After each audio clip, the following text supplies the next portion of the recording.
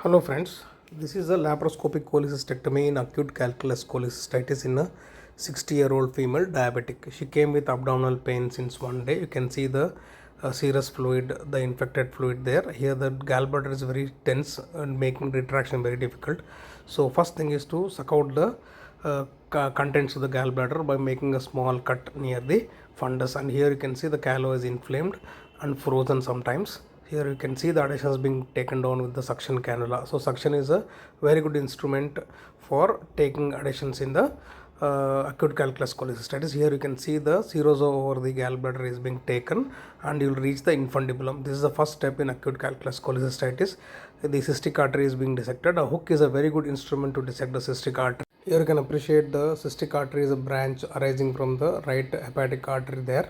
The right hepatic artery is very big. Here you are dissecting from the posterior. It's very important to take the posterior peritoneum also to clearly define the callow. Otherwise, we may injure the bile duct. So here the cystic artery is being dissected. Here, due to lot of inflammation, it is very difficult to dissect the callow. So one should not persist with dissecting the callow in such a situation. Go below the liver, take the peritoneum anteriorly and posteriorly over the body of the gallbladder, release the gallbladder, and you will be able to retract the gallbladder to an extent. So then you proceed with the further dissection. In acute cholecystitis, bleeding is a problem, so you always use the gauze like this. Bleeding is usually inflammatory bleeding and generally it stops. Here we are using an harmonic. Harmonic is a very good instrument in acute calculus cholecystitis. Not only hemostasis, it also opens up the planes well. Here you can see we are in the right plane now over the gallbladder wall, and you can appreciate how the peritoneum over the gallbladder is thickened so much.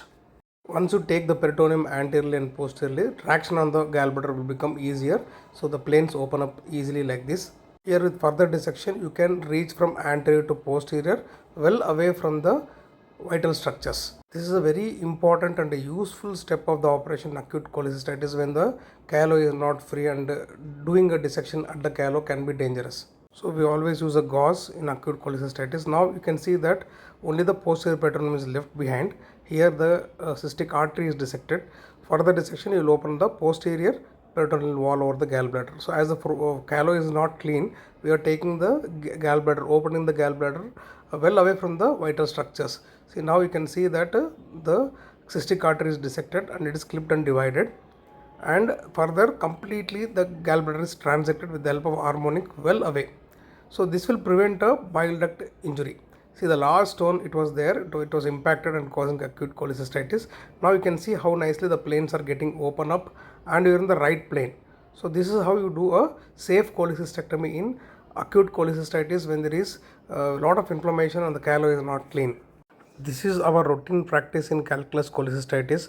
When the callow is not clean, when the callow is frozen, or when the callow is edematous, precluding a safe dissection, then open the GB well away from the callow, well away from the hilar structures, and then reach the cystic duct like this. Always lift the quadrate lobe and see how with the position of the bile duct. Once we milk the cystic duct and evacuate the contents, we ligate the cystic duct. Here the cystic duct is wide and thick, so we attempted with the endolobe. It was not possible, so we used a wide clip, that is a hemlock clip.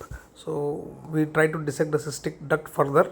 Sometimes this can be dangerous, and if there is an anomaly, you may injure the especially the posterior septal ducts can get injured. So we don't persist in dissecting the cystic duct further and clip it then and there itself. Here you can see now the gallbladder is being taken off the liver bed, and you can see how the harmonic is helping us to enter the right plane. So here it's very important to be in the right plane, and don't open the cystic plate, else you will open the veins on the minor ducts in the liver, especially segment 5 ducts. So don't open the cystic plate and try to be within the plane, in the right plane. So here you can see that the gallbladder is stuck badly and it is being taken off, and you can such a nice plane is being delivered with the help of a harmonic. So it's very important that you should not open the bed of the gallbladder, because you get some small ducts and sometimes segment 5 duct and all. So to prevent injury to the segment 5 duct, it's very important to stay in the right plane. You can leave part of the gallbladder wall on the liver, nothing will happen, and you can just cauterize the mucosa. So being very safe is most important part of laparoscopic cholecystectomy, especially when there is a lot of inflammation like this. Now you just have a perfect hemostasis with the help of a bipolar. Here we can, the leftover cuff of the gallbladder is being removed. So always specimen extraction is done in a specimen extraction bag.